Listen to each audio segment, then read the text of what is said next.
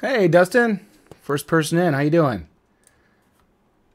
NC Vlogger here. Awesome. How you doing today?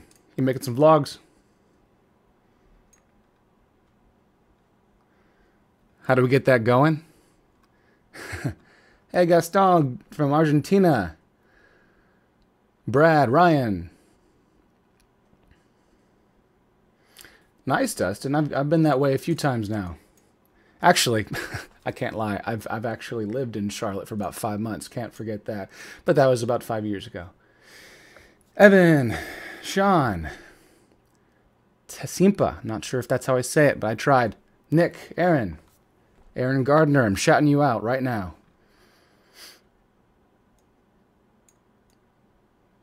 Andrew, Stan, you've been messaging me recently. How you doing? Grant. Wow, okay, we got some good people. So, as people trickle in, I wanted to kind of, first of all, say hello. Have a few announcements. Also had some things going on. As you can tell from the title of this video, we have a couple things that have kind of happened in the last week or two. There is the DJI questionnaire that if you have a DJI drone and you've tried to fly it recently, you probably have already stumbled on that. And we're going to go through that. We're going to actually go through the questions and we're going to kind of study them a little bit. I actually have my Mavic Pro here, which I have not gone through the questionnaire with. So I'm going to do that live with you all.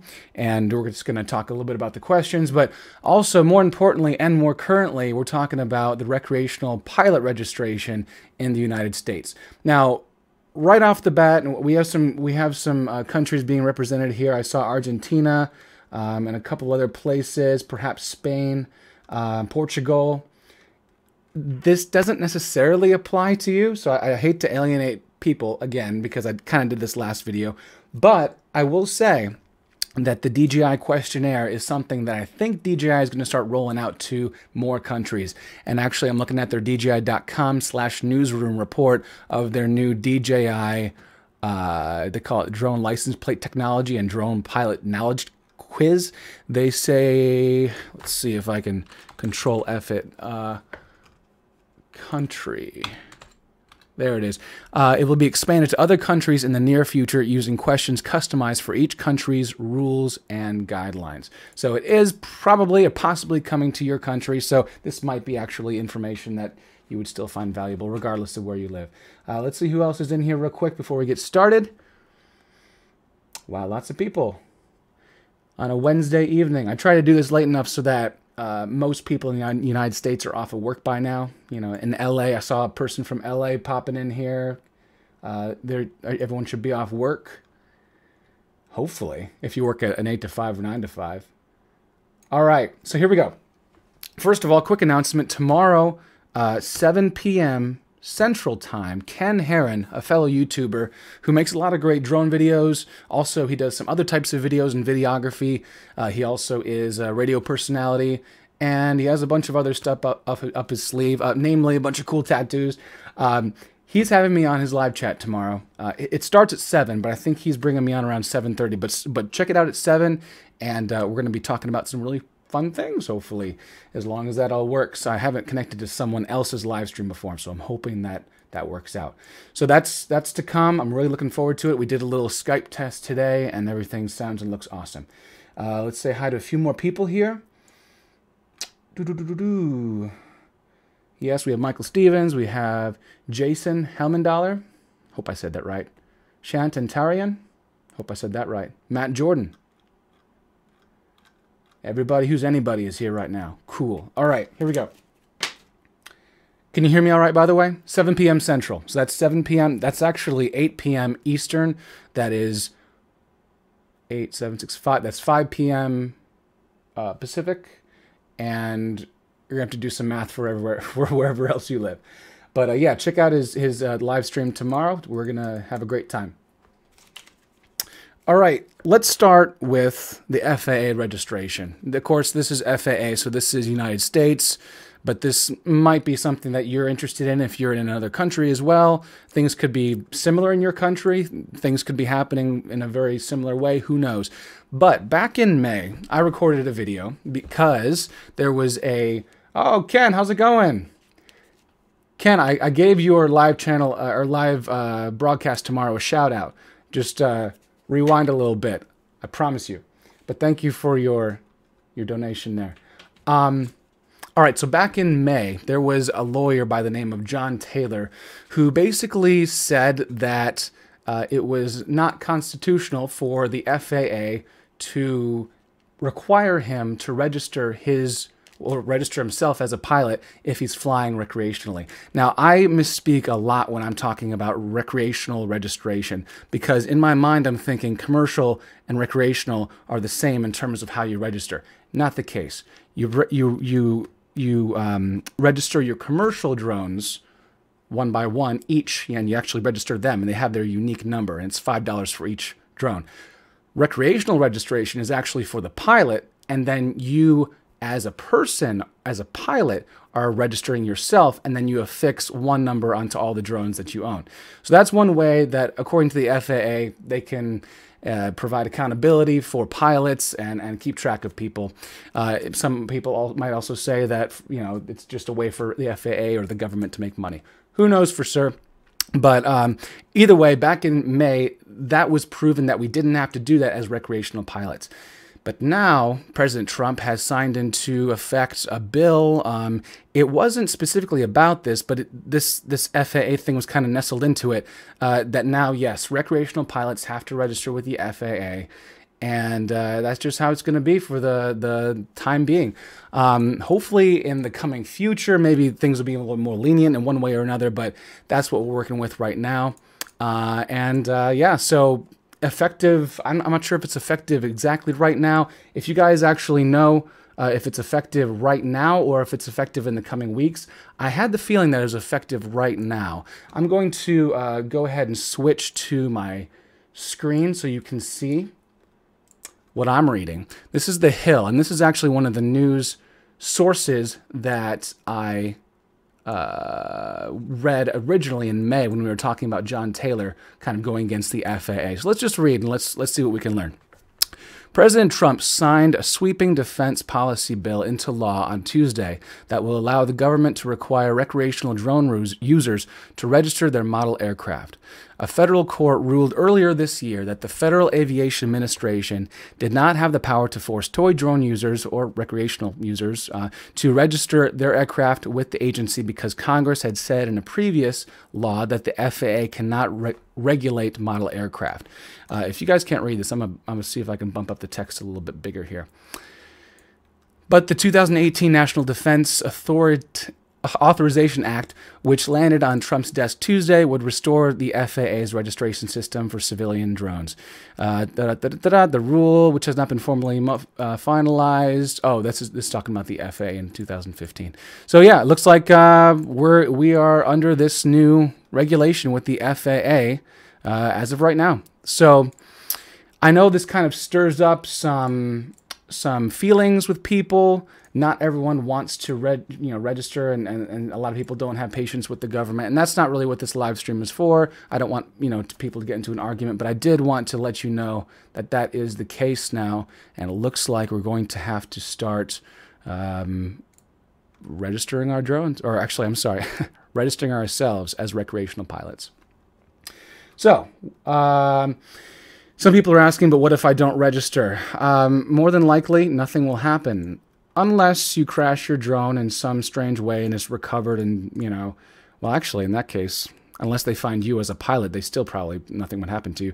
But it's really up to the flyer to take it, to be responsible and to do what the FAA is asking here. Again, I'm going to follow it to the letter. Of course, I'm also a commercial pilot, so it's not a big deal for me anyway, because I would be registering my drones, each one, as a commercial Part 107 flyer. With the exception of my FPV racer, which is over the limit. This is like maybe a pound or something. I'm not really sure how much it is exactly, but it's definitely over 0.55 pounds. And that brings me to the registering website here. Let me go back to my desktop. Welcome to the Small Unmanned Aircraft System Registration Service. So if you were to go to, right up here, registermyuas.faa.gov. It gives you some stipulations. It says, is your aircraft between 0.55 or up to 55 pounds in weight? If you have a DJI drone, you're in that bracket.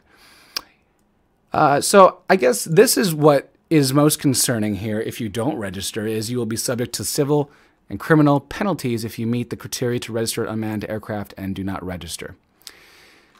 Again, up to you if you think that that is, you know, something you don't believe in or you think is just hogwash. But for me and for, I think, the most responsible pilots, we are going to register recreationally. So anyway, registering like that, you click register. And you go, you find your account type. So you're either under Part 107, which is commercial usage, which is not what we're talking about today. We're talking about the model aircraft under Section 336, special rule for model aircraft.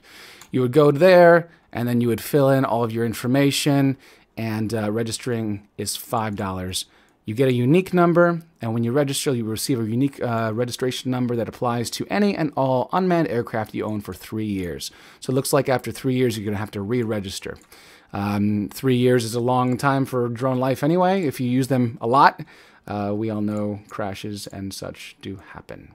And upgrades. Although Phantom 3 has been plugging away for a while now, so actually Phantom 4 as well. You must mark any and all aircraft with your number before you operate them. The way I do it, let me go back to my face here. Hey!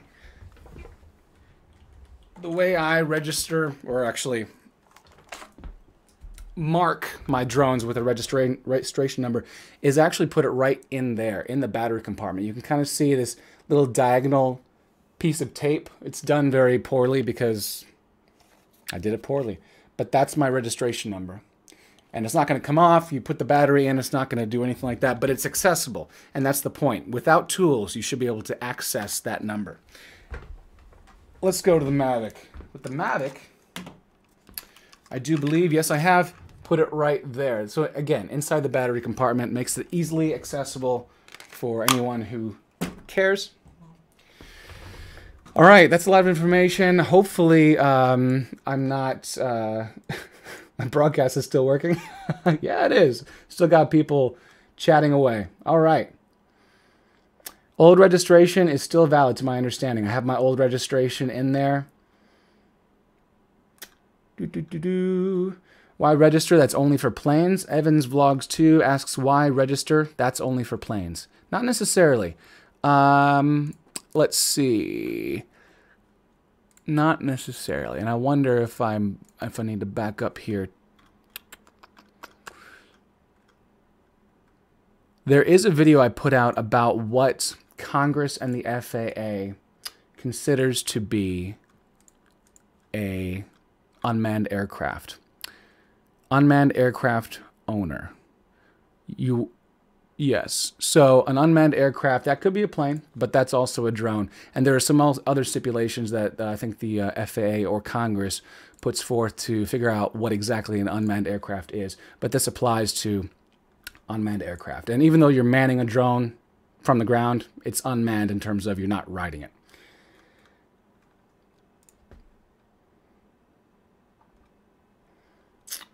All right. Reading a few more comments here. Hello from Mexico. Hello from Texas. Hey, Chris Rollins, of course. Should have known. Hello from Texas. Hello. Hello, Chris. Chris put out a really cool video, I think earlier today, talking about vlogging and his take on vloggers and how to find success or how to leverage current success through vlogs. That was pretty cool. Montana State Drone is asking if there's any other source besides the Hill. Yes, I actually have a few more pulled up here. That's Time Magazine is doing that one right there. Yes. Also, we have CNET. Trump signs bill reinstating required drone registration. There was a few others. I was also perusing. I think I might have seen it on CNN. And of course, I saw it on Fox too, just to be balanced for you guys. But I didn't pull up those pages. So we're looking at Time, The Hill, and CNET. Hello from Brazil. Hello from South Texas, Ireland, upstate South Carolina.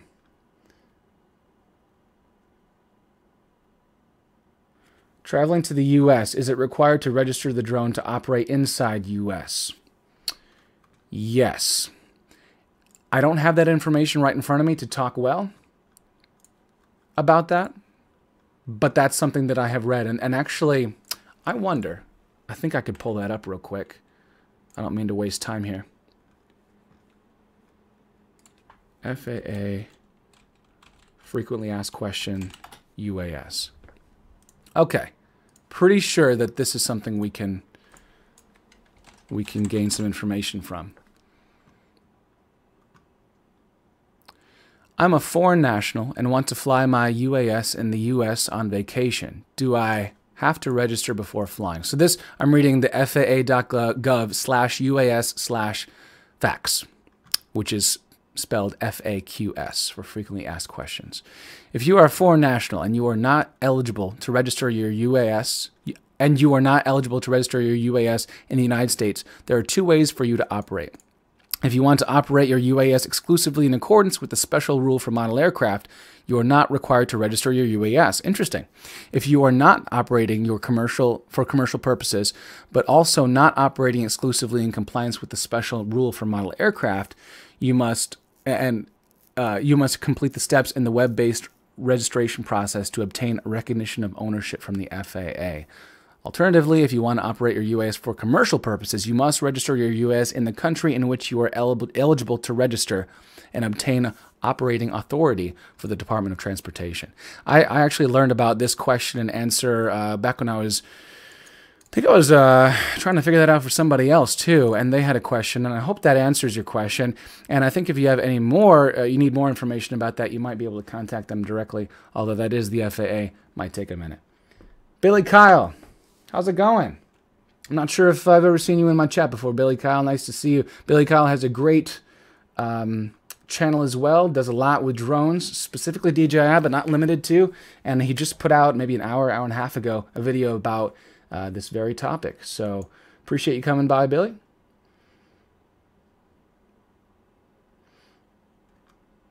Let's see. All right. I'm going to, hey, Kyle Brandon from Toronto, Canada. Nice, nice. Marysville, Washington is Dickie JVL. All right. Here we go. So second on the topic list here, I want to talk about the DJI questionnaire, or the quiz that you have to take before you can fly. Now you can skip it up to 4 times, but eventually it'll ground you and you have to answer these 9 questions within the DJI app. Now I was mentioning that this is only for the UAS, or UAS, I've been saying that so much, USA, United States. But I pulled this up just a minute ago, talking about that quiz might actually be coming to other countries. DJI is implementing it in the US first, and then it might start moving out to other countries. So you may still want to pay attention. If you're not in the United States, this may still be heading your way. So basically you power on a drone. I did it with my Phantom 4 Pro, and I took some pictures of the questions. We're going to go through them one by one, but I did not do it with my Mavic. And that's an important thing to note, that you can do it on one drone, but at least in my experience, I had to do it on the other one as well. So let's power on my Mavic. Now, it could just be that something went wrong with my questionnaire last time. If someone else has different experiences, let me know in the comments.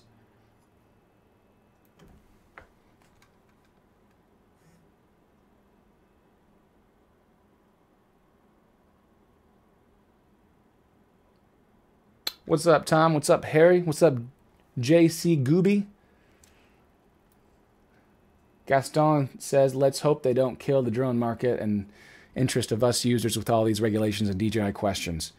Well, I'm glad to see that they're doing it this way as opposed to giving us more rules and stuff to follow. If I have to answer a questionnaire, it definitely, or a quiz, it means that they're definitely trying to implement things easily and not be too intense about these regulations and controlling our aircraft and stuff. So I mean, if I have to answer a quiz to open up the app, that's a lot better than them saying, okay, we limited it to 300 feet instead of 400, or, you know, we limited it to 10 miles away from an airport instead of 5.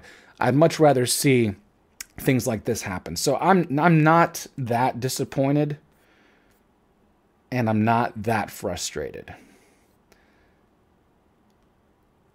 Now, if it keeps happening, I might get frustrated. Chris says when he did the test, it allowed you to keep selecting answers until you select the correct one. Interesting. I wish all tests were like that in school. William. Ed should tell a bedtime story. William, do we have to register each drone separately, or is one number good for all? If you are registering as a recreational pilot, one number is good for all. However, if you have a Part 107 license and you want to fly commercially, it's going to be one number for each of your drones. And the difference is you're being registered. You're registering your drones instead of registering yourself. So recreational pilots register themselves and affix one number to all their drones. Commercial pilots register their drones and affix a unique number to each one.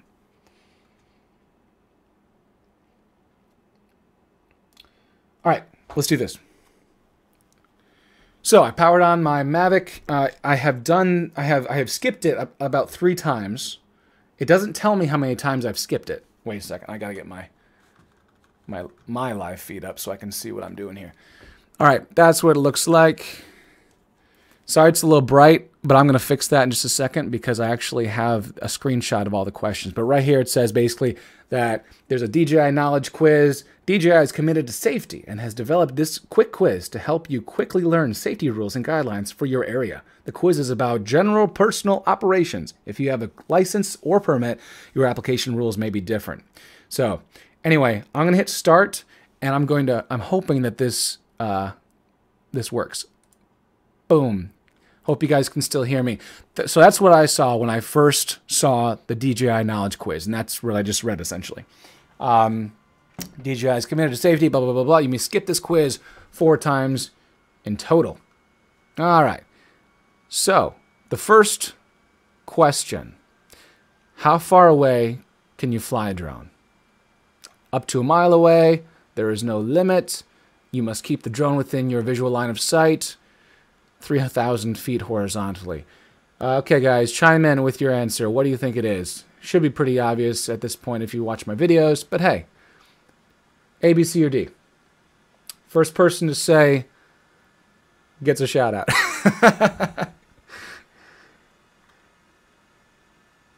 Oh, wait, this might take a while because of latency. I didn't think about this. As soon as you guys know the answer, just chime in.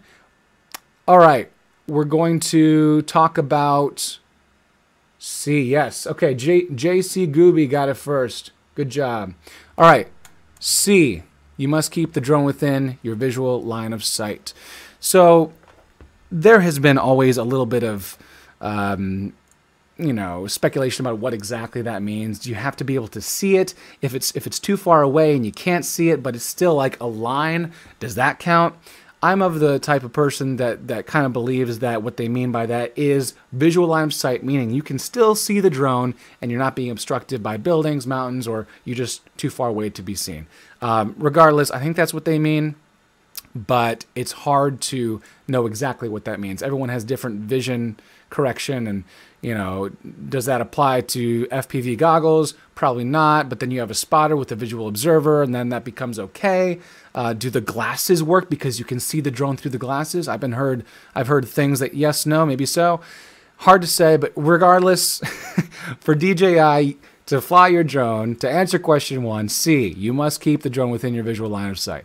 All right, on to the next. Question number 2. At what maximum flight altitude should you fly a drone under FAA guidelines? A, 400 feet above ground level. Shout it out, guys. B, there is no maximum altitude suggested by the FAA. C, only as high as the nearest rooftop. D, 200 feet above ground level.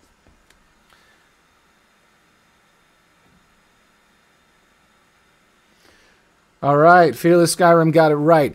All right, 400 feet above ground level. Now, the big thing here to note is that's not sea level, that's ground level. So sea level might be all different for wherever you are. Ground level, however, is 400 feet. So we're going to stay at 400 feet or lower above ground level.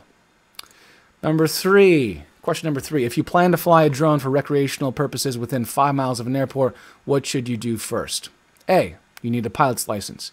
B, you must notify the airport and the airport air traffic control tower when one is present and open. Never fly a drone near an airport. C, or D, apply for permission on the FAA's website. All right.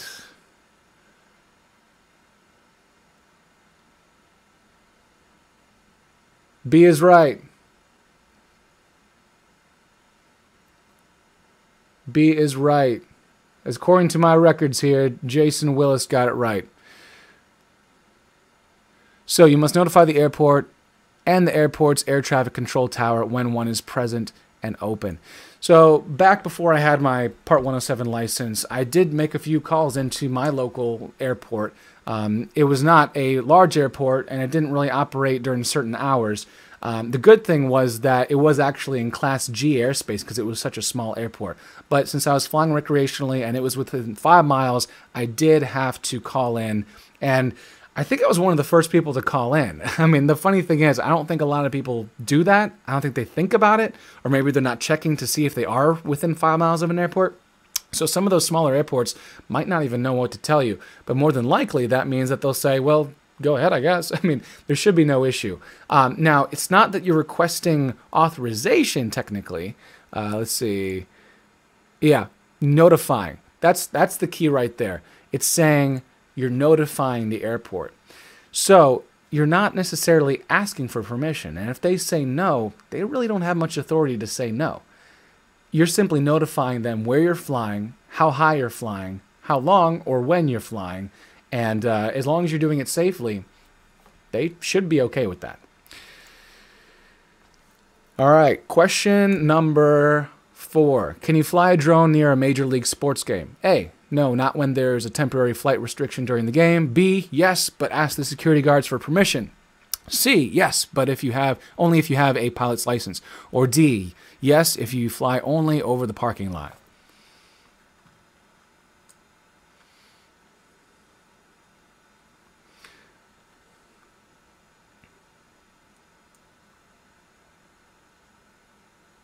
All right, Jason Willis got it right.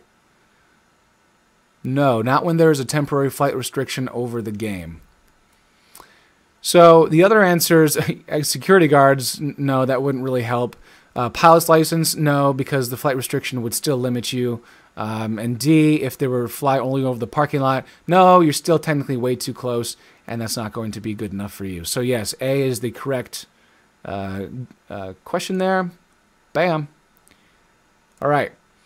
Question 5. Where is drone use prohibited? City parks, A. B, within 15 miles of Washington, D.C. National Airport. C, over a body of water. Or D, within 100 feet of another drone.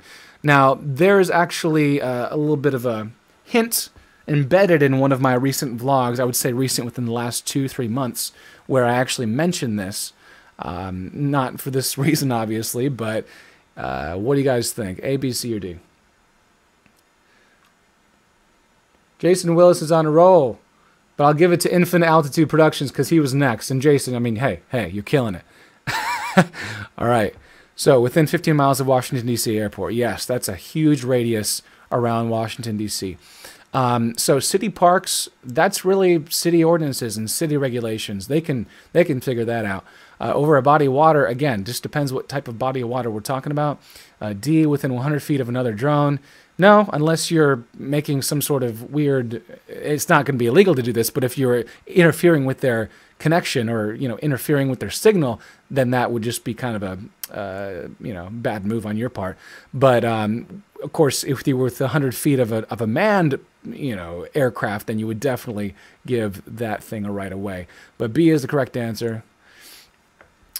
Question 6. How can you get authorization to fly a drone for commercial purposes?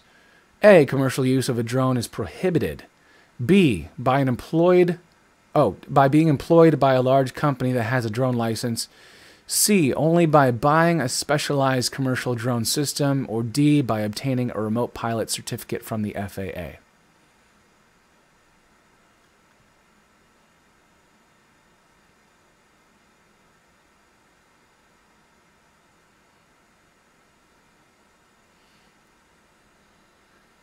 Jason Willis should be on Jeopardy. He's got that quick finger. Yes, everyone's D. Infinite Altitude Productions. Evans Vlogs 2. Gonzo. Tasimpa. I'm willing to bet that's how you spell your name. That is why it's scary to do shout outs with people, because sometimes I don't know how to say your name, and I apologize. But believe me when I say, I appreciate you. All right. Whoop. Okay. Kind of gave you the next one, but here we go. Question number...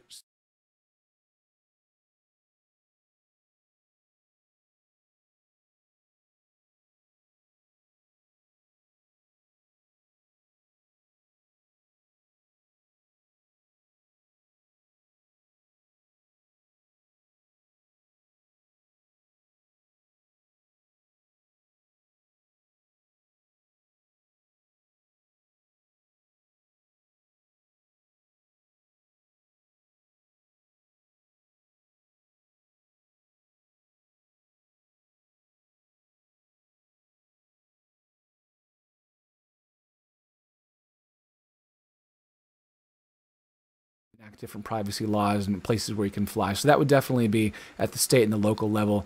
FAA could implement stuff if they wanted to, but the state and local laws would still override them with what they wanted. So they just leave it up to the state and local laws. Testing. Can you hear me?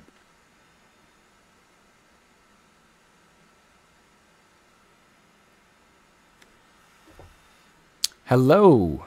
This is a test. Ah, that's weird. Testing. 1, 2, 3. Can you guys hear me now? I have an idea what might have happened. Okay, cool. So we're going to go on to question 8. I'm not sure how much of you heard of question 7. Let me know if you lose me again, because that might happen again with the audio. If it does, I'm just going to present the question and you guys read it off. A couple of these slides have, I guess, a different microphone set up on the sound system. So here we go. Question 8. If you don't hear it, read it for yourself and blurt out the answer. Question 8. If you see a passenger aircraft when you are flying a drone, what should you do? Hover the drone in place while spinning it for visibility. B. Do not interfere with and give away to any manned aircraft. Select the emergency button on the remote control. Or D. No action is needed because passenger aircraft have radar.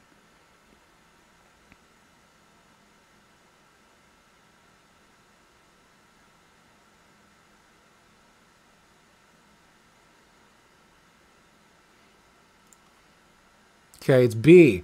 All right, I'm not sure who got it right first. I think it was Jason Willis, yeah.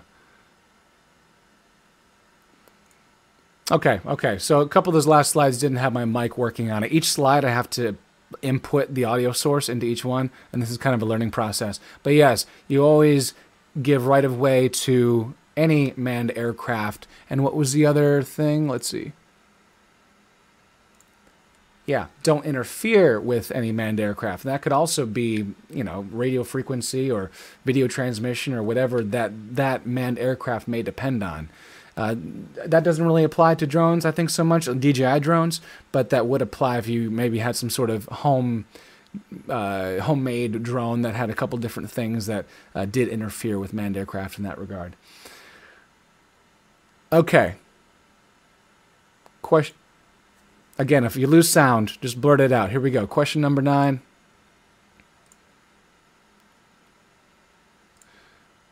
Where can you learn more about drone registration requirements? A, at your local Department of Motor Vehicles. B, no drones require registration. C, the manufacturer is responsible for registration. Or D, at the FAA website, registermyuas.faa.gov, where we just were a little while ago.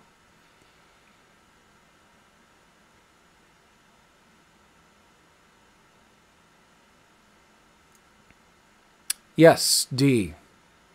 D. Good job, everybody. Ryan M. got it, I think. Cool. That's the questionnaire. Now, I wasn't necessarily, I should have, I wasn't necessarily doing this as I was, so I don't have that final screen up, but I will probably get that done in just a little while. I don't multitask too easy. I'm going to turn off the drone for sound. There we go. Cool.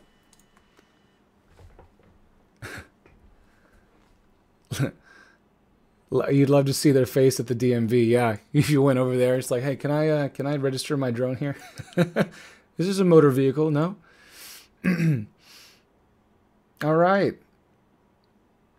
So anyway, one of the things I noticed was that my Phantom 4 Pro quiz was kind of giving me some hell. It was not working very well. It was stuttering a lot. It was freezing.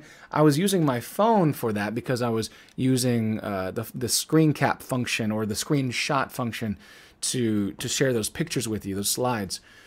I'm not sure if that was the reason, and so I'm not really sure if that's why I had to redo it again on my other my Mavic Pro after I had done it on my Phantom 4 Pro, even though I was signed in as Ed Ricker on the DJI Go app.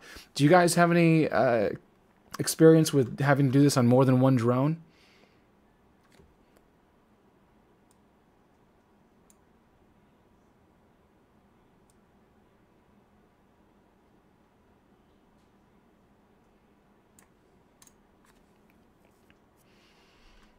Ken is still here. Thank you for stopping by, Ken.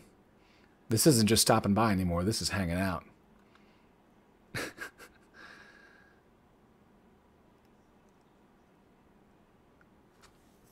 Chris is saying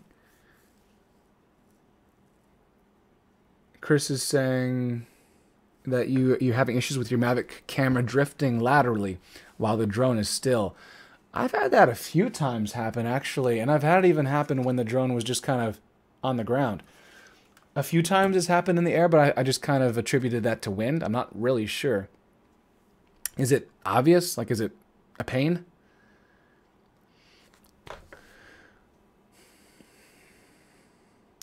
All right.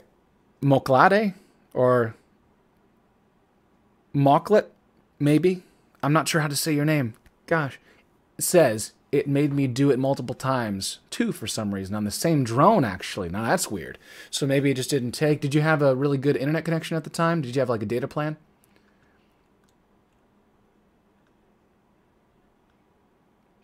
Wow, some people are saying they had to do it twice on the Mavic Pro and others. That's interesting. See, that's a bug, and I really would hope that they would fix that, because that's going from something that may be considered useful to something that's very tedious and frustrating. Nate is asking at what point you are technically a commercial pilot. Commercial, a lot of times we say commercial, but really a lot of it's non-recreational as well.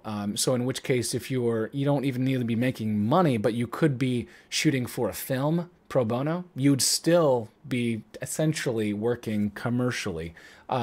Posting videos on YouTube and monetizing them could also be considered commercial usage. I don't really know what it means to shoot video recreationally and later on down the road get paid for it or sell it. Is that wouldn't be commercial flying because it wasn't your intention, but you're using the footage in a commercial aspect in the future. So there's a little bit of I guess gray area there. I'm not really sure what to believe in that regard, but yeah, for the most part, it'd be making money versus not making money.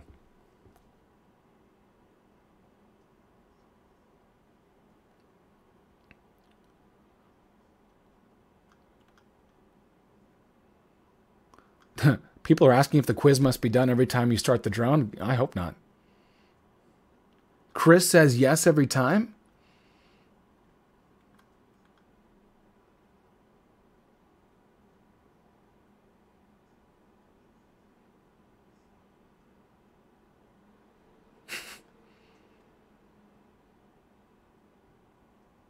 Wow.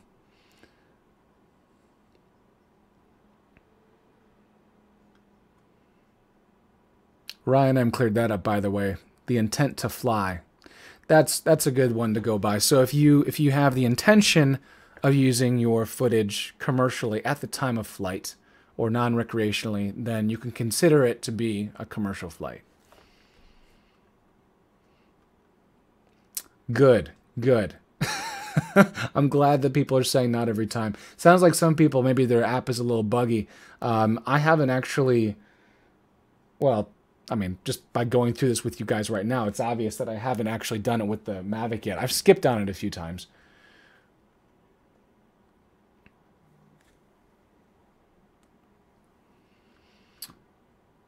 Chris said that the not every time comment was in reference to the camera problem. I gotcha. Not to the DJI quiz. Whew. Thank God.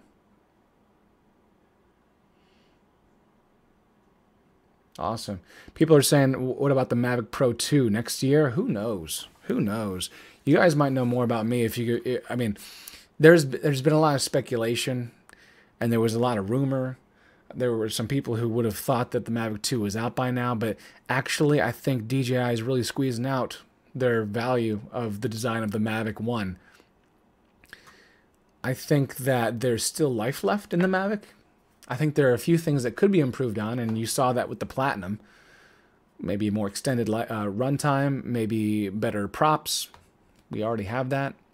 And they're still doing tons of firmware. I mean, we just had a firmware within the last week or two that added panoramic shots and all types of cool stuff. So, I don't know.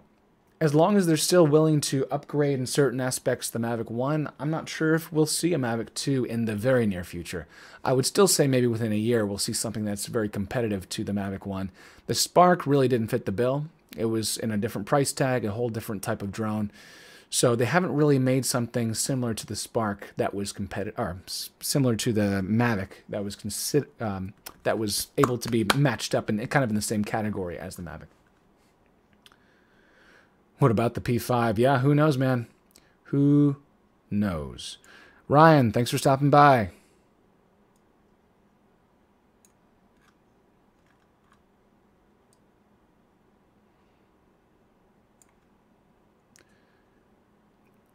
Chad asks, is the new registration requirement to be done ASAP, or is there a future date when we must be registered?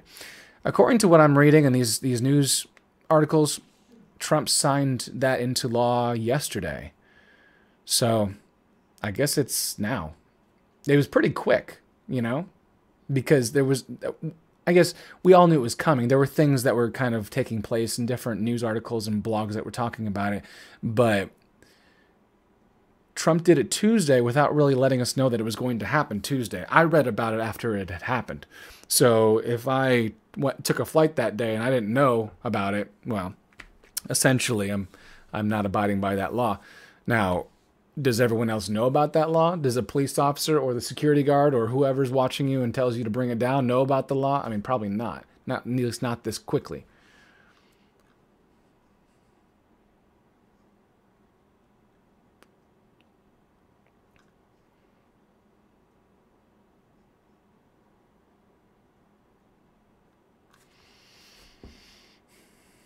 Stan thinks the new Phantom will have a whole new design and double battery for hot swap. Cool. Yeah. I think double battery would be really cool. That is going to make it a little heavier, maybe a little bigger, but it's the Phantom. We're not really going for the most portable option, are we? Now, you said the whole new design. I also think that we would see a whole new type of design. They've really been milking the Phantom body design for so long, you know? And when you see any sort of news article or anything going on, you know, people talk about drones, they always think about this one. But it would be pretty cool for them to kind of break out of this model. Yeah, it's getting a little old. I'm tired of seeing it.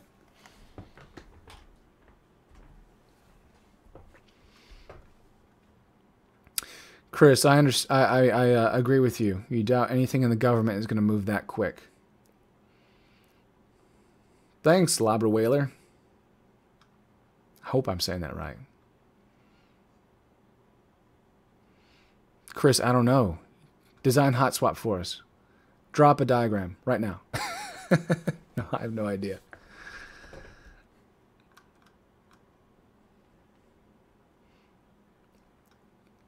Yeah. Gaston says that the Mavic will be a classic for years to come, a milestone in drone history. And I think that that was why it was so popular. It still is popular. I mean, people are buying it left and right still. And with the Christmas season coming and just people love it. It's one of those things.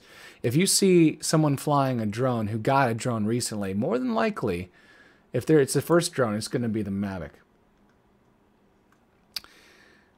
All right. Do you recommend the Before You Fly app for the FAA? I actually recommend the Air Map app. See if I can bring it up. Air Map. Oh, that's bright. I'm not sure it's going to really. Let me see if I can tone down my brightness a little bit here. Yeah, I like Before You Fly. It shows you in a very clear way the different airports around you. It shows you the different air classifications. And it even gives you some options if you wanted to put in that you're flying recreationally or that you're flying commercially. Then it kind of changes the way the map displays things around you and only shows you pertinent information. I really like that. You're not wasting time or reading wrong information depending on what type of flight you are you're at the moment. Yep, I think AirMap is the best. Well, that I've used anyway.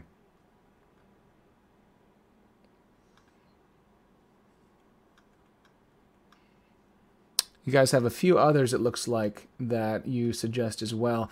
I do like AirMap. It's easy. Before You Fly was kind of slow on my old phone anyway. Of course, I'm not going to say that AirMap was not slow on my old phone either. But AirMap just feels solid, you know?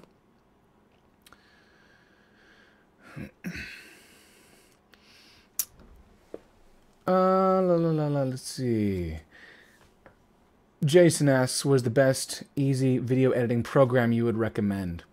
I use Adobe Premiere, and I'm hoping I'm not going to shoot myself in the foot by opening it up for you guys, but I am going to show you the program here.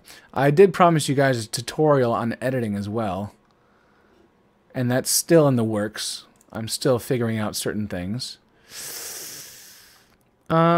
Let's see. What can I do? FPV Racing. I think this was the one that I posted. One of my last videos. I'm going to keep checking the live chat to see if I lose you guys. Yeah, this is... Can you guys still hear me? I hope so. Let me know if you guys lose me. All right. I'm assuming you guys can still hear me. This is Premiere, and it's really easy if you spend a little bit of time with it and maybe do some tutorials, but it cuts it into clips. Then you have, multiple video tracks and audio tracks. You have titles and stuff. It's a very nice editing program. Just takes a little bit of practice. It's very similar to Final Cut, in my opinion, at least Final Cut, the previous version of Final Cut. Thanks for the update on the audio, guys. How close can you fly to a cell phone tower before you run into problems? That's an interesting thought. I'm not really sure because I don't know a whole lot about cell phone versus drone frequency and such. I mean, I have a cell phone and I'm using it with the drone next to the controller, and I've never really had an issue. So that's about as close as you can get to a cellular device with your drone. In terms of flying the drone itself close to a cell phone tower, maybe you guys can I don't know if there's someone who really knows about that type of thing. They can chime in. Yes, you need a computer for using Premiere. Yes. If I'm tired of seeing my Phantom 4, I can send it to you. I'll keep that in mind.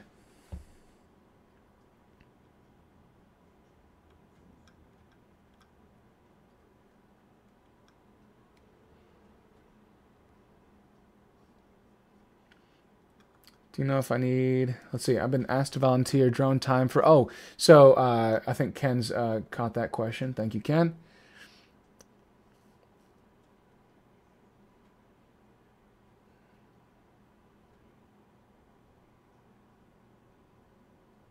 Infinity Altitude Production says he's flown close to many cell towers without any interference. I'm assuming you're a guy. Sorry about that. You have flown close to many cell phone towers without any interference. Good to know.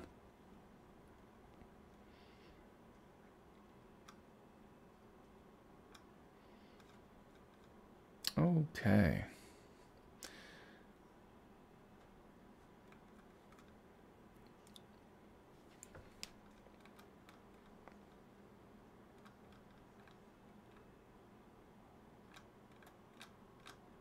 See if I missed any questions up here.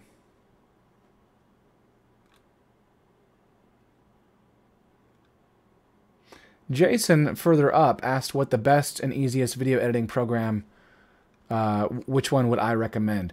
Last time, someone else asked that, and I asked you guys what you use. How about you go ahead and ask or help Jason out and maybe see if there's some easy-to-use and perhaps affordable video editing programs that you guys use that you would recommend to Jason.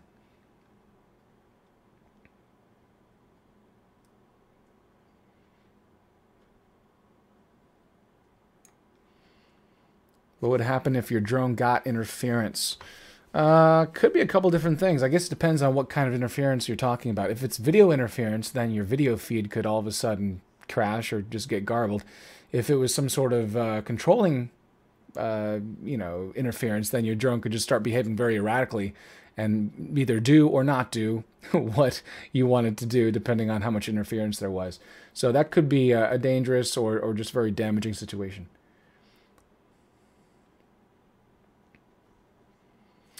Mike asks if I've had any experience with the FAA waiver process. If so, can I share your thoughts on the experience? I've applied for one waiver, and this was something, it was actually very, very close to the Raleigh airport here in North Carolina. Unfortunately, I applied for it too late, and we actually could not fly because we never heard back from them. The FAA is trying to kick themselves into more higher gear in terms of trying to make it a more seamless process to get authorization in different airspaces, but unfortunately, you still near many airports have to go the old process currently, which is like, a 4-6 week process max. Sometimes they say, 90 days is a preferable amount of notice for the FAA, which is crazy because I got called for a shoot like a week and a half before, and they asked if I could do this. And this was actually the Pokemon card factory that I talked about in one of my previous videos. So instead of getting some nice aerial shots of the exterior of the building, we just flew the drone inside, which we were going to do anyway, and then I just used tripod shots on the outside, and it was no big deal. Harry, guess what? Ken has me on tomorrow. Tune in. Oh, by the way, it's about time to give another shout out for Ken. Ken Heron is here. He's got a live show tomorrow. I have a little post-it with some information. So 7 p.m. Central Time is when his live stream starts. And I'll be coming on, I guess, about half an hour after that. But he's got a really awesome live stream on his channel tomorrow, 7 p.m. Central. Check it out.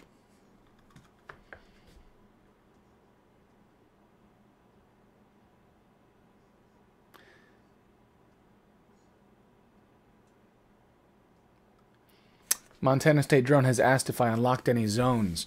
Yes, I have had to unlock some certain zones with the DJI app. One of them was an airport near where I lived in Pinehurst. Unfortunately, it was grounding me because I was too close to the airport, even though it was a Class G up to a certain amount of feet airport. So I had to go in, I actually had to put in my phone number, and then it texted me a verification token, or just code. I put that back into the app, and then it was immediately unlocked. And that was really awesome, that it was so quick. The only problem is you need to have a data plan in order to do that. If you don't have a data plan, say you don't have a data plan on your iPad, or you don't have a cell phone that you can hotspot to your iPad, then you're going to have a potential issue there because you can't unlock that zone. So before I had a data plan to my iPad, I used a phone hotspotted to my iPad for a data connection from the cell phone. I got tired of doing that, and I kept forgetting that my hotspot was on, and I would use up data because I would land and forget that I was still connected. It's kind of a hassle in that regard. So I ended up getting a cellular plan for my iPad, and it works a lot better. I don't have to worry about it anymore. But regardless, it works the same. You're unlocking essentially with a data plan. Can. So I guess that was a $5 shout out. Thank you. I appreciate that. That pays my gas money to get to your live stream tomorrow. Nah, I'll be right here. It pays for the chips and drink I'll eat right beforehand. How about that? Heidi in Franny's garage, asking a few times about the gimbal flex cable. We've actually talked via email about the gimbal flex cable, and you've had some issues with your gimbal like knocking and kind of spinning kind of erratically when it's powering on. Now, I can't remember if you still have that issue when you're flying, but you were definitely having that issue at startup, and I think it was affecting your flying too. And so now I'm not sure if it's Heidi or Franny who's asking right now. Could be one or both, but Franny was the one who was emailing me asking about the gimbal flex cable. There were some pictures. I don't know if I still have them. I don't really want to root around my hard drive on a live feed. But that's something that she was showing me pictures of, and I was showing her the pictures of mine. It's like I won't be able to show you on this webcam. It's you have to get so close with the focus, and I would never be able to focus with the webcam. But yeah, if someone else has had any issues with their gimbal flex cable, let us know. Stan Cook says hot swap means changing batteries without shutting down the drone. By the way, thank you for the donation. That's awesome, and I do appreciate that and all your generosity. I appreciate everyone's generosity. And generosity even just sticking around on a Wednesday evening with us all. Thank you. Hot swap means changing batteries without shutting down the drone. So when you're saying is if it were to be holding two drones, then it could be it could be holding two batteries. It could be draining one battery first and then the next, and essentially you'd be flying twice as long. I'm also willing to bet that that would be a safeguard, essentially, if one battery were to die unexpectedly, or maybe you were flying way too far away and didn't realize your drone was, your battery was draining so quickly and you wouldn't have enough juice to get back. That also sometimes happens maybe if you're flying over water and it's really windy and you can't get your drone back because you're fighting against the wind. That's another option or another circumstance. So yeah, I think two batteries would be pretty cool. Usually with the Phantom 4, you have multiple batteries anyway that you bring with you. So I usually have 4 batteries that I bring with me everywhere. So if I were to be able to put 2 batteries on a drone and fly it, that'd be pretty cool. I don't think that would really work for the Mavic because of the portability aspect, but perhaps the Phantom, that would be a good thing. Infinity Altitude Productions. I think the Phantom 5 will have a SIM card slot for cellular data on board. That'd be interesting. Yeah. I wonder if you'd get better or worse cellular reception up in the air. That'd be interesting as well. Of course, then you got to think, okay, well, would your cellular reception degrade if you were flying under a bridge or if you were flying, I don't know, away from where the data is really good? I mean, you could be in a really good spot on the shore and then fly your cellular drone out over the ocean and lose that connection. I'm not really sure. That's a good question. Well, you didn't ask. That's a cool suggestion. And thank you for your generosity as well. Appreciate that. Appreciate you. You've been here pretty much the entire time today. Franny said that yes, you replaced the gimbal. What'd you call it? Gimbal flex cable. Yes. I can't remember. Are you still having? Okay, so it's working but slamming still. So you're still having an issue. That's just weird. I don't have that issue. I only have a slamming if I keep my little plastic cover on and try and power on the drone. Then the gimbal kind of just goes all over the place.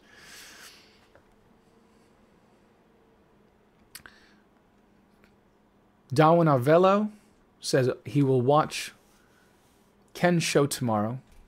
He's a great pilot and a nice guy. Cool. Well, I think he's a great pilot, and he seems to be a nice guy. I'll get to know him more tomorrow. We'll talk. We'll build our relationship live.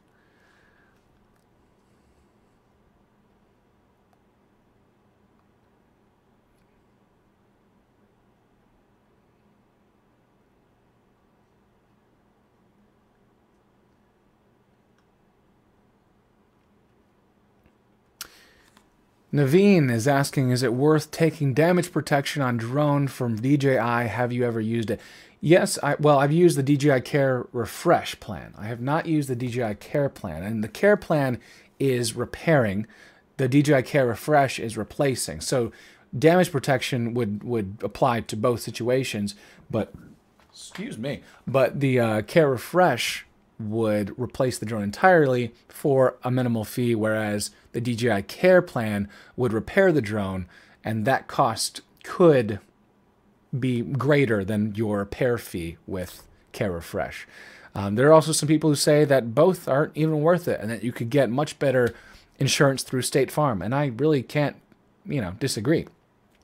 Now, if you live in California or certain other states, you may not be able to take advantage of State Farm. There are some states where it's just not available to you as a drone operator. But if you do live in one of those, and you might not even be from the United States, I mean, I don't really know. But if you live in a certain area where the local insurance seems to make a lot more sense than the DJI Care plans and stuff, then hey, go for it. Try it out. Who knows? That is another point Infinite Altitude Productions brings up, is that with DJI Care Refresh, you can only replace the drone if you can present the drone. So you can bring the drone in 5 pieces to DJI and get it repaired or replaced. Well, maybe repaired too, but replaced. However, if you lose it, if it's not recoverable, if it's a flyaway you can't find, or if you lose it in the ocean, sinks to the bottom of a lake, you're not going to be able to take advantage of a Care Refresh. And so in that case, maybe a State Farm thing would be a best all-around coverage. Best drone simulator, Tom asks. Tom, actually, Zephyr is a pretty good drone simulator, but I'm not going to say it's the most inexpensive. Zephyr is like a pilot training simulator, and it can teach. You can buy it as almost like an instructional or educational package, and you can buy many licenses. And if you were some sort of drone instructor, you could buy it for a class, and that'd be really good. For single use, you may still enjoy it. If you want to get really good at flying and you like to spend $100 on something like that. I will say, excuse me for a second.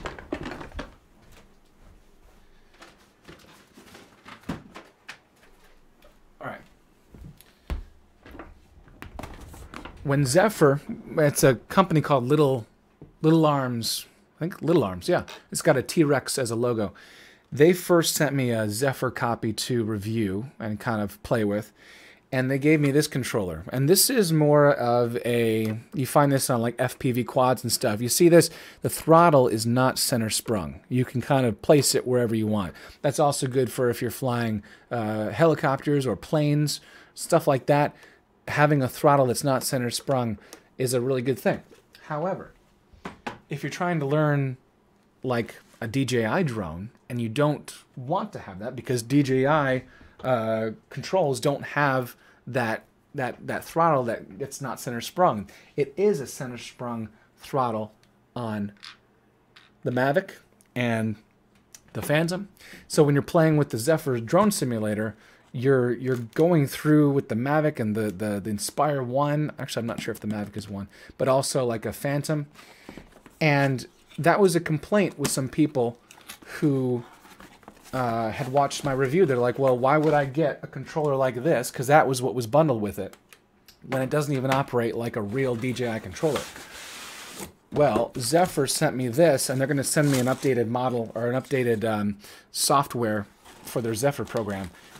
This is now one of the options for bundling with the Zephyr program. And if you notice, yep, center sprung throttle. So this is like a DJI type controller. And now you can really practice with, you know, you can practice flying a DJI drone or any other type of drone like that, GPS-assisted drone, accurately and realistically, which is the whole point of the program.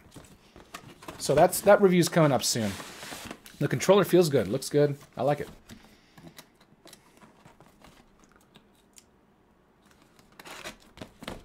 Evan, take care. Thank you so much for stopping by.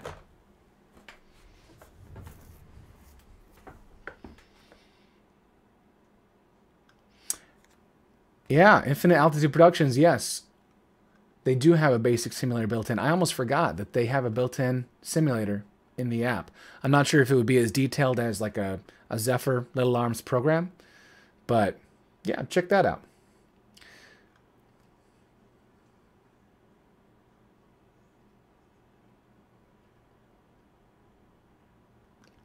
Yep, you can also use Xbox 360 controllers. That definitely feels a little different. I'm not sure if that would be quite as realistic as something like what I just showed you, but yes, you could do that as well. Ken asks, will this stream be available on the channel to replay, or will it evaporate into the ether? My intelligence is showing. It will stay. It will stay. I'll rename the title. It will not say live now, but it will just have the live stream title, and it'll stay up, yes. Unfortunately, you can't see the live chat. Only you guys will be able to see the live chat right now.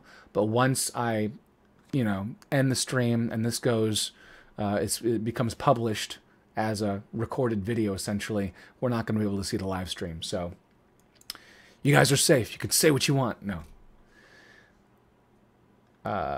Ryan, is the DJI goggles worth it since it's $50 off? Well, probably. I think that's pretty substantial. So usually I think it was $450, so now you must be saying it's $400. That's a pretty good price. I will admit, I had the DJI goggles, bought them for $450, sold them on eBay for $400, and sold them relatively quickly. So I think $400 would be a great price for new.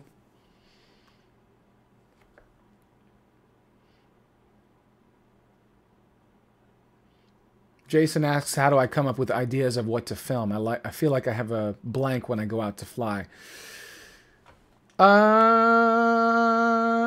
I sometimes have a blank too. Sometimes I'll just go out to fly and whatever happens, happens. There have been some videos where I went out to fly and make a certain type of video, and then I was forcing it, didn't feel right.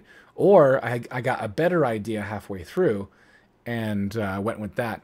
And then other times, you know, if it's a topic, if it's something like what I'm talking about today, or what I already talked about earlier in this live stream, about the recreational pilot registration and DJI questionnaire, which I should be calling quiz, because it's not really a questionnaire. It's more of a quiz. But those are easy, because then you have a topic and you can talk about it. But for flying, if it's some sort of artistic thing, that just kind of has to come to with you. You know, if there's music, if you're inspired by music or movies, or other YouTubers, I get some of my ideas just from watching other stuff and think, what if I could take that one step further or a different direction? Scott asks why I sold the goggles. Well, I was not using them. I was not using them. Not as much as I thought I would. Now, they were sitting in a closet for a while, and it just wasn't something I was bringing out very often. I made a couple of videos about it, got it out of my system. And then, if you guys remember Moverio by Epson, they sent me some smart glasses where you can actually see through them and you can see a projected image of the DJI Go app. It's a drone version of FPV glasses. And those are actually a lot more fun, and I appreciate those a little more. So I had both. I decided to get rid of the goggles and keep the Epson Moverio smart glasses.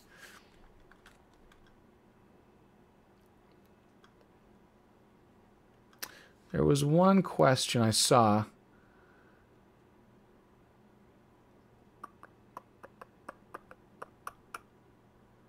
I'm not hitting everybody's question. I'm sorry about that. Oh, Tyson asks if I got a new hairdo. Sort of. It was growing, and I just was like, whoosh, with the buzzer, essentially. I'm still deciding if that was a good idea or not. I think it worked out okay. It looks kind of cool. I'm not sure if I'm this cool, though. I gave myself some sideburns, too, because I was missing those. Most of my life, I had sideburns. And then I cut them real short about a year, 2 years ago, maybe. And I was missing them. Thunder and Lightning asks why I don't answer. I did not see your question, Thunder and Lightning. I apologize.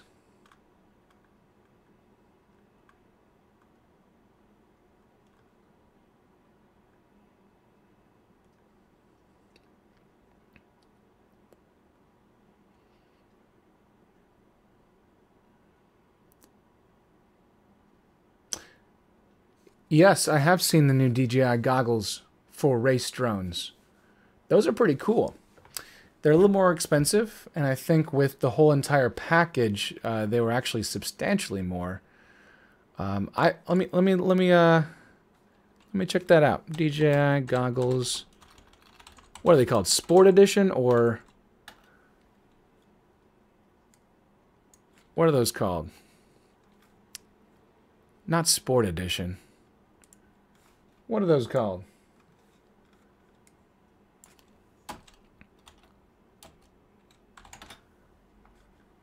Oh, Thunder Lightning asks if I do phantom videos anymore. Yes, I do.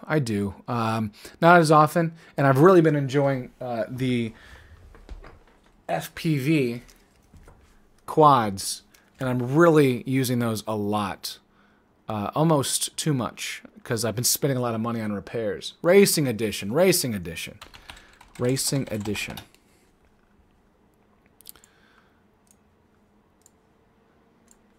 There we go. Yeah, these are beautiful. But I got kind of scared when I saw the price. $550. Not too bad. I mean, 1080. You can't beat that. Fat Sharks and stuff won't show 1080. But it also depends on the latency. I mean, are these really as snappy as maybe a Fat Shark or an Amway? This is what I saw. I'm not. What comes with it? OcuSync Air System. I don't really know enough about that to know if that's something worth it, but $860, I was like, whoa! I have some Amway Commanders on order right now. I have these. Amway. I have some of these coming up. Oh, that's okay. 310. Yeah. They look kind of funny, but they're better than what I'm using right now. Yeah. And they're like, they're about on par with a Fat Shark, but they're about 40, maybe $60 cheaper if you don't, because the whole thing about those types of headsets is you also have to have the little module in there for the receiver for the whatever video transmitter you're using with your quad. So with the Amway it actually includes that in the goggles. So that would actually be a separate purchase if you bought a Fat Shark.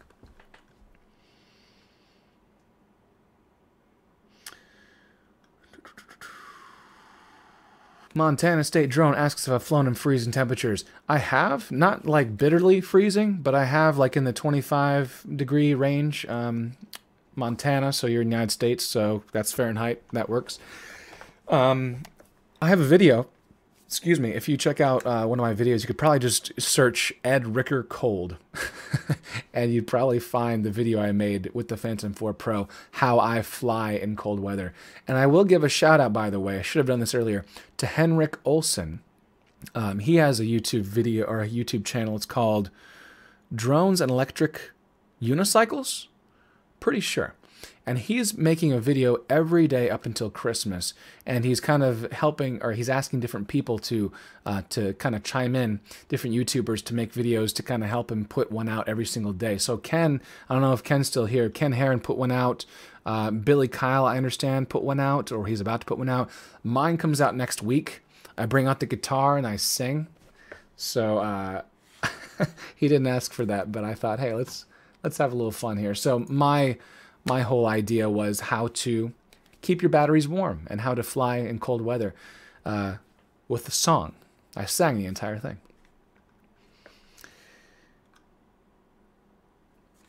Thunder and Lightning, do you still have the Spark?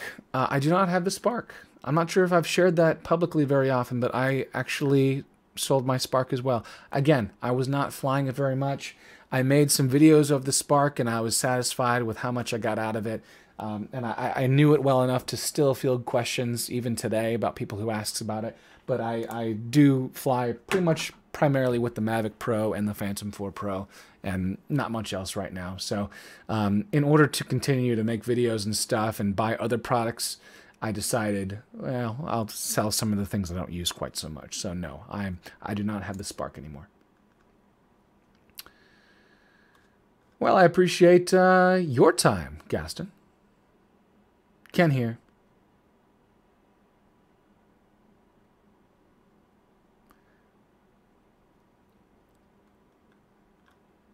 Rick has seen all my videos so far. Rick, you and I share a name. Now, I won't say it's my first name, it's my last name, but a lot of people on here call me Rick because I guess they see Rick and they think that Rick, I don't know, I guess they don't, well, I don't know. I guess Rick is a more usual name than Ed, maybe? I'm not really sure, but a lot of people call me Rick in the comments and stuff. I don't really, you know, I don't correct them and stuff. I think it's funny. But, yeah. I guess Rick is my nickname. Isaac said that OcuSync allows you to attach an external camera to another drone or RC vehicle and use the DJI goggles. That's interesting. I don't think I would use it. An external camera to another drone or RC vehicle. Yeah. I really like the way that I have it right now, where it's just like from the VTX to, you know, my goggles right now. It's good enough for me.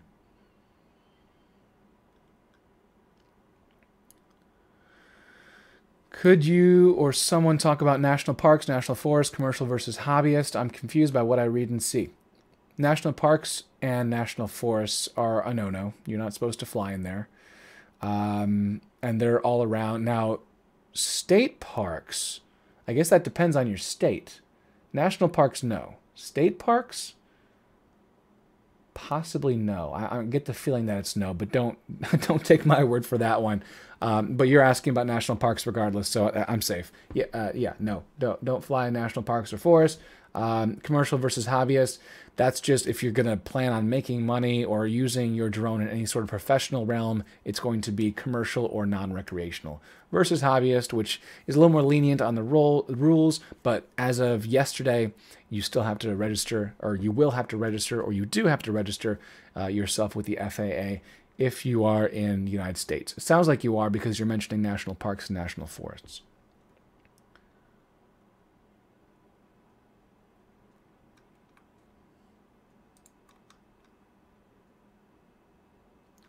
Jason says that I'm the reason you started making videos. That's awesome.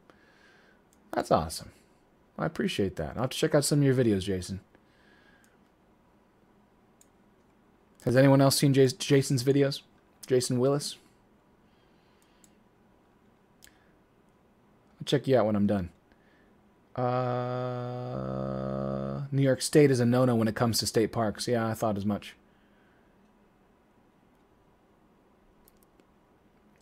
Do I let others fly my drone if I want footage of myself? Yeah, I have a friend, actually my roommate, Harrison, he's one of my best friends. Well, actually, he's my best friend. He flies my drones on occasion. He doesn't fly my FPV. He doesn't fly this because he has not done the proper training. I'm not convinced. He has not proven himself in the simulator with this type of drone. But he does fly the Phantom 4 Pro and the Mavic Pro on occasion if we're out. And yeah, if I want to get a shot of myself or something, that's perfectly fine. He knows how to do it. He understands the drone. I gave him a crash course originally, and then after that, yeah, he had used them quite a bit. So I think if you have a family member or a friend who wants to use a drone, you got to make sure that they're aware of the sensing systems and the capabilities or lack thereof of the sensing systems. Because if someone thinks, oh, this thing is uncrashable, it's got sensors, I heard it has sensors, and then they crash into a tree or a building or a person, not good. So make sure that they understand the controls and make sure they understand the capabilities of the drone, and also how to get out of trouble. And the biggest way to get out of trouble, two things.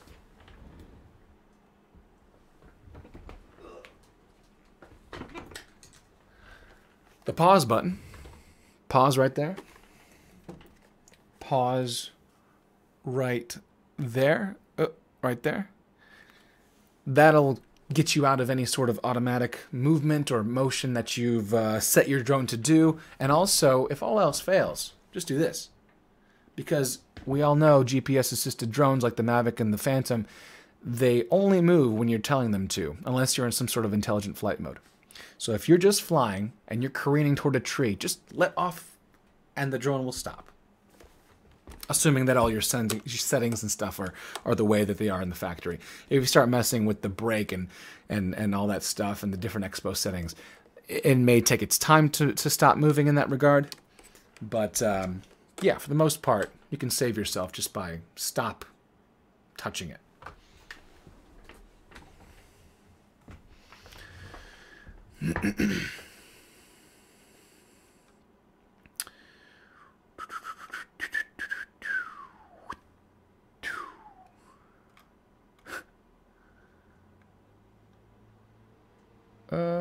If I could only keep one drone, what would it be? Probably my Phantom, because I use that for some professional gigs too, and I love the 4K. It's just so crystal clear, and the 1080 works great. The high frame rates, like 120 frames per second, work great. 60 frames at 4K is just unbeatable.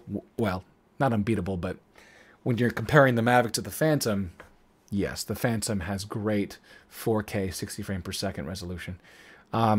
So for my uses, I think that that's the drone I would probably keep if I had to.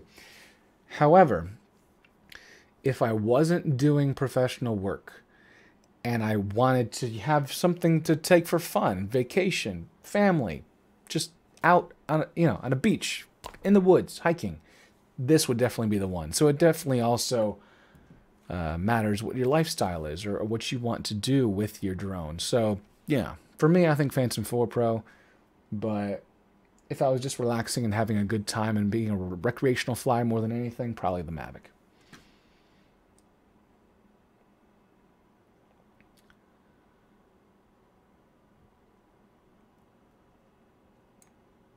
How am I liking live broadcasts? And how weird is it that you're in my living room on my 65-inch television? I can only imagine what that looks like. Am I maxed out? Like, am I maximized? I'm larger than life.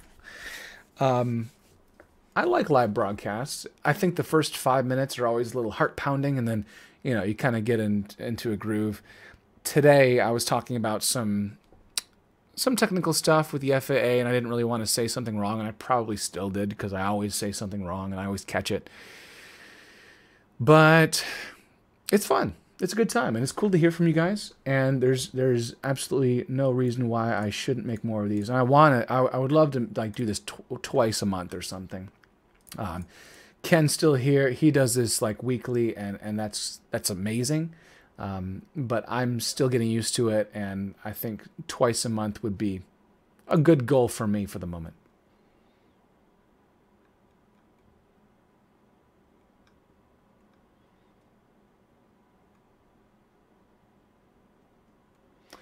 Rick Halber asks, do I use Real Flight Drone Flight Simulator at all? No, I don't. I use Liftoff, and I use the Drone Racing League Simulator. And I might use another, but those are the two main ones that I use. And Liftoff I've really used a lot. I was given a license to review, but I've just used it so much since then. And really that's what saved me, starting with the FPV racing. I would have crashed and probably got very, very frustrated and stopped with my FPV quad had I not had a simulator to practice on. Ryan, yes, that's a good point. If you are in ATTI mode, yeah, it's easy with the Phantom to get it wrong, actually.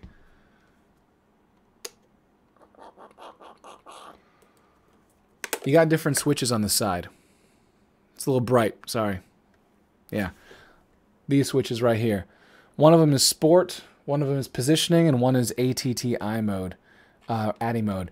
Yeah, if you get that wrong, then yes, you're right. Your drone will kind of just cruise along, and until the wind stops it or takes it off course, it's gonna just keep chugging along if you press forward on it. So you're right. If you hit the wrong button or the wrong switch on here, then you could get in trouble. Make sure that your person, if you have a Phantom 4 Pro, make sure that family member or friend knows not to touch any of those switches until they know what they do.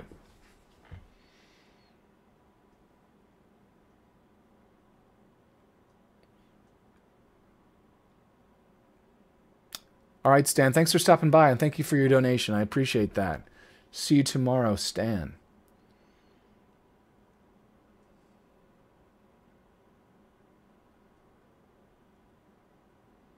Chad, I saw you ask this before. Sorry I didn't get to it. Do your neighbors have issues with you flying above your neighborhood? I'm pretty sure you asked this twice now. I'm sorry. I don't fly in my neighborhood. I actually am in controlled airspace. Like I'm at the very edge of it. So I fly the smaller drones, perhaps around here, that are under 0.55 pounds. But I can't really fly too much around my house. I have to go about a mile south or a mile east, and then I'm finally out of it. And that's fine because there's really not a whole lot I can do in my neighborhood anyway. It's really good for me to get out. There are a couple nice lakes and a couple wide open areas, a couple nice places where it's a little wooded for some FPV racing, and that's fine with me.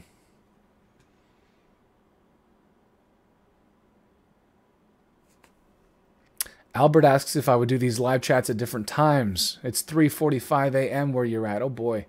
Well, I do. I wish that time zones didn't exist. Unfortunately, I did this one. I started this one around 8:15 because I thought that would be great for U.S. people because the topics today kind of pertain to United States flyers at the current moment. Although, like I said before, the DJI quiz is something they might start rolling out to other countries as well. So the live stream, it's difficult. I mean, I guess the long answer would be, I guess the short answer would be, if I could do it maybe on a Saturday or a Sunday, I could do it earlier in the day, catch more of the United States crowd, and also people like you. It wouldn't be quite so late for you. So that would be an option.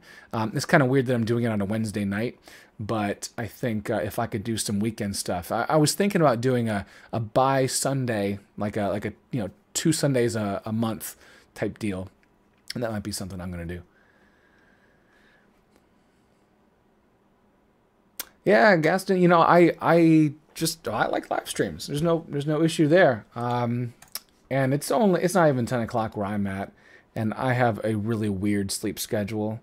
Lately, I've been waking up way too late and going to bed way too late. I think I went to bed at 4:30 in the morning yesterday. Well, I guess that's today. So my sleep schedule is all messed up. So honestly, I'm wide awake right now. That is, yeah. Fearless Skyrim says I fly around the town. Yeah, flying around town's fun. As long as you can find some cool areas where you're not going to bother people. People walking dogs.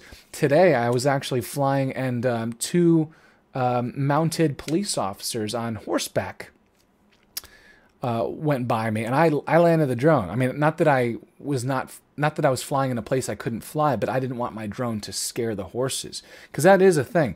A couple years ago, I shot an Indian wedding, and I was not flying a drone. I didn't have a drone back then, but someone in attendance had a drone and was trying to get some shots and stuff. And it was an Indian wedding. Not saying Native American, but I'm saying like Indian from India. And so I guess it's tradition that the groom comes in on horseback, and they have this long procession with dance and music. It takes like 45 minutes to go a quarter of a mile, and they had the drone up there. And the horse was freaking out, and they wouldn't land it for some reason. It's crazy. So I try to always land a drone if it's going to be dogs usually are okay. They can get over it. But horses, especially if someone's riding the horse, you really don't want to fly a drone around any big animals who are who are being ridden by people. Naveen, thank you so much. I do appreciate that. Shouting out Naveen for the $5 donation. And Ken again, us old guys need to get our rest. I'm going to go change the batteries in my life alert. Good night. All right. Well, good night, Ken. Thank you, Naveen. I do appreciate you both and your generosity. That's great. Yeah, wow, we just passed an hour and 30 minutes. It looks like. I'm thinking I'm gonna probably end up wrapping it up. I know a lot of people who were here in the first place are still here, but that's awesome. But I've lost a few people too because they've gone to bed or they've moved on. I think an hour and a half is probably the sweet spot for a live stream, and my voice is not given out, but I can tell I've been talking, so perhaps I'll save the rest of my vocal cords for tomorrow for Ken's live stream. So 7 o'clock Central Time, Ken Heron's YouTube channel. Check us out. I'll be joining them around 7:30 Central, and we'll talk. All right, guys. Have a good rest of your Wednesday, or if it's Thursday morning for some of you, it sounds like. Have a good day. Have a good night. Have a good morning. And until next time, happy flying. I'm going to keep this up just for a second just so that I can see the last of your comments come in. But you guys have been awesome. I do appreciate you stopping by. 400 AGL has been here start to finish. That is crazy.